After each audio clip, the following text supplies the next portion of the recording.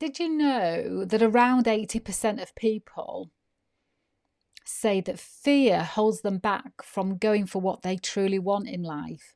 And not because they're not capable, but because fear was just louder than perhaps their vision or their clarity.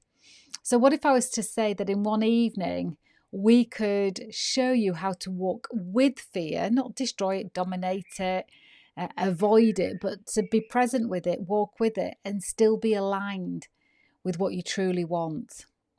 And that's where firewalking offers an opportunity to change all of that, where belief and biology align. When someone takes those beautiful few steps, everything is changed within them forever, because a new knowing of what is possible has replaced the doubt. Fear isn't always dramatic. It can be silent, it can be a whisper, it can be a paralyzer. It kind of creeps up upon you, making your world smaller, making your ideas quieter. But once you take the steps towards the fire, an opportunity of changing that habit, those behaviours that perhaps you've had for a lifetime, is presented to you. And then somehow you just feel the alignment with just moving forward with it, not avoiding it, not allowing it to be louder than who you are. And then when you take those steps, everything's changed forever. A belief system completely challenged. An opportunity for your mind to be open to just what else is possible. So when I teach students to be firewalk and empowerment instructors, they're not just learning how to get people over fire, but they're learning how to take people from their limitation, from their feeling invisible, from them feeling stuck, or even not enough, into who they truly are.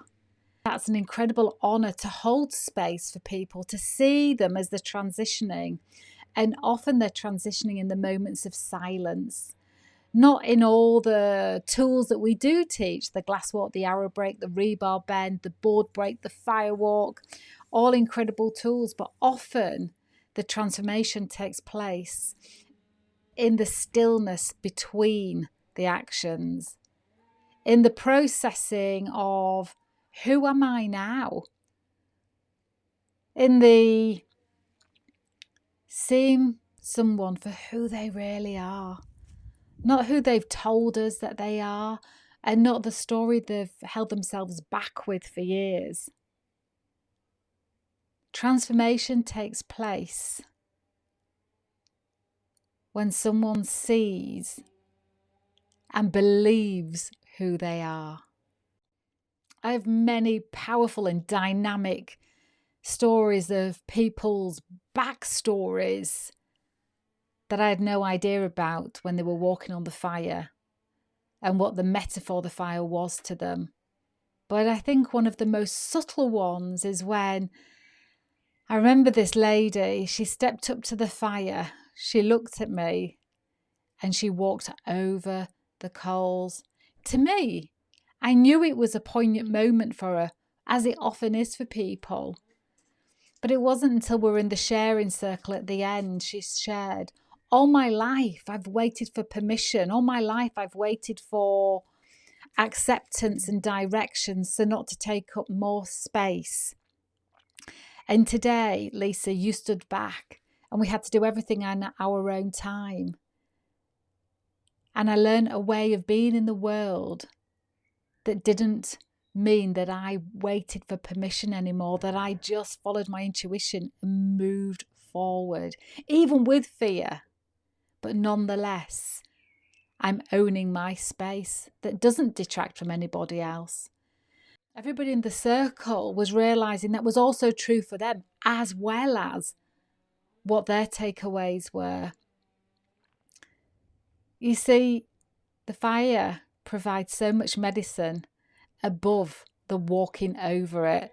The idea that firewalking is to conquer or to prove or to demonstrate something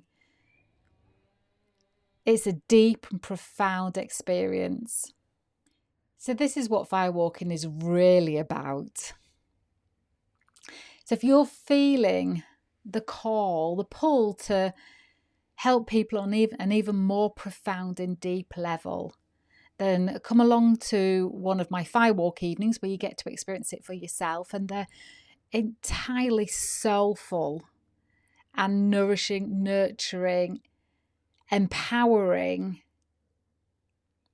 and sacred. And if you would like to take your people on that journey as well, get in touch and we can talk about whether my next Firewalking and Empowerment Instructor Training course feels a fit for you. For now, take care.